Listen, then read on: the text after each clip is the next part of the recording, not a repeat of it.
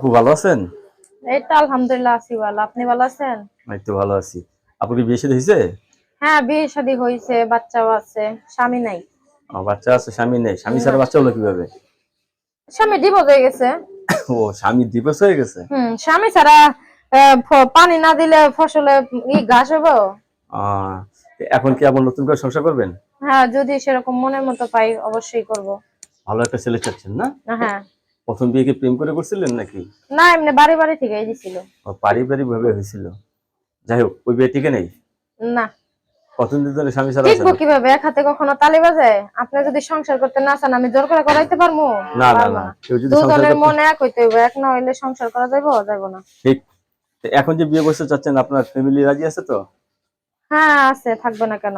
এটা আমার আমার মনের কথা। মানে আমার মন থেকে আমার যারা ভালো লাগবে, যারা চামো তারাই তো আমার বিয়ে করতে হবে, তাই না? একা কি জীবন চলা যায়? একা চলতে পারতেছেন না? না, একা অনেক কষ্ট।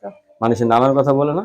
নানান কথা বলে, মেয়ে মানুষের বুঝেনি তো, অল্পতে বেশি হয়ে জায়গা। মেয়ে হ্যাঁ, মানুষের এমনি ছাই, তার মধ্যে বাতাস দিলে তো উড়েই যাবো গা।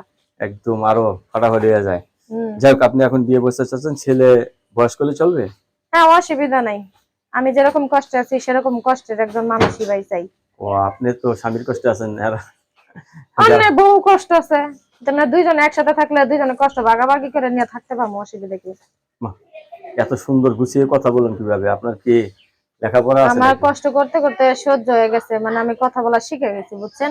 তাই? হ্যাঁ, আমি লেখাপড়া তো আপনার 9 পর্যন্ত করছি। 9 পর্যন্ত লেখাপড়া করছেন না? হুম। যাই হোক, ছেলে মেয়েদেরকে লেখাপড়া শিখাইতে পারবেন না? হ্যাঁ, অবশ্যই পারবো। আপনার কথাগুলো অনেক ভালো লাগলো।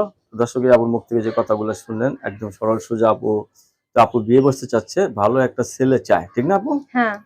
তো ছেলে চাচ্ছে তো, ভালো মানুষ পেলে বিয়ে বসবেন। হ্যাঁ, অবশ্যই।